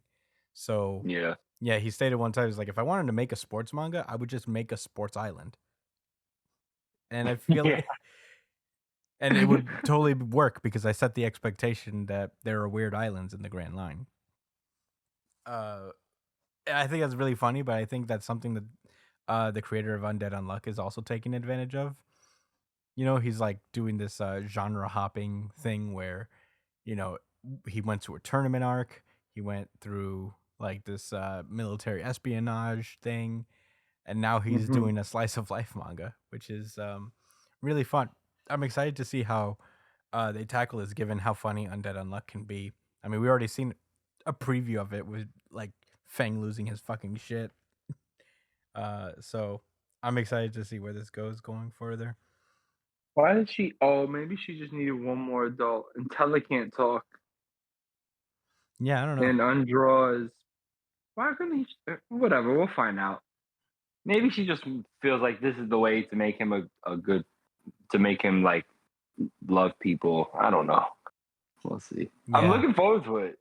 Yeah, This me series too. ain't ending anytime soon. Fingers crossed. Knock on wood. Yeah, but I yeah, just those were did my it. I just thoughts. did all of that. Crossed my fingers and knocked on wood. Yeah, all that stuff. I don't want that to happen. Josh, what did you think? I gave a lot of thoughts already, but I mean, I agree. It was a very fun chapter. I like that the author is not afraid to hop between different styles, and it's just this the overall theme. I mean, I know obviously they're gonna save the day and the kid's gonna be fine, but I'm just so interested if they're gonna just try to be really funny about this, or if there's gonna be a really like nice wholesome point to be made. I don't know. Chikara, I don't remember his tragedy. What's his unmove, right? Yeah, he's on the move. He did. Yeah, I don't remember what happened with him. So it'll be nice. Excuse me. It'll be nice to revisit that. Yeah. I don't really have too many other thoughts. Yeah. Other than I feel like I gave a lot when I talked about the chapter. Sick. Fun stuff. Yeah, I'm also good, to be honest. But yeah, that was in that case. Brian's good too. Yeah, Brian doesn't read Undead Unluck. I'm too cool. He's too cute for it. Maybe in 2 more years he will pick it up. Maybe if Sasuke was in this. I feel like No. Brian would like Fang a lot. He's like our little edgelord. Kinda. But Sasuke isn't even my favorite edgelord in Naruto. I know, but I figured it might annoy you though, so Well, it's just cards on the table. yeah. Well, that has been Undead Unluck, and that has been our show. Thank you all so much for listening. As per usual, you can find me at the Chris Espinal on Twitter and Instagram, Josh at JDCole_37 on Instagram, at New Jump City Josh on Twitter. Brian, you can find at b.esp on Twitter and Instagram. You can catch him when he's streaming video games on twitch.tv/itspunchline. Let us know what you guys think about the show. Any questions you may have, any thoughts on the chapters, the show itself. Hit us up at newjumpcitypod@gmail.com with any questions and all that stuff. Or you can leave a comment on the video you're watching. If you're watching us on YouTube, please leave a comment. Let us know what you guys think of everything, and give us a like, give us a subscribe. We could use some help getting the algorithm in now that we don't really have a video capability yet. So, it's more important than ever to get some engagement going. So do all that stuff. If you prefer audio podcasts, which is what we are essentially at the moment, you can catch us wherever you listen to podcasts, whether it's Spotify, iTunes, Google Podcasts, anywhere you can think of. So, I have a question for everyone listening. If you had the opportunity to name your daughter these 2 names, Devon or Siobhan, What? which would it be? Devon or Shaban? Siobhan or Siobhan would it be? Siobhan would it be? Siobhan would it be? Well, One I of was the other. thinking, I would do Shaban with a B. Yeah? Yeah. well, I like Shiv, so it'll be Siobhan. But, well, there you go. Let us know in the comments what you guys think about that. And yeah, that's it. That's it for the show. Thank you guys so much for listening. We will see you guys next week. And stay safe, New Jump citizens. Peace. Shaban. Bye.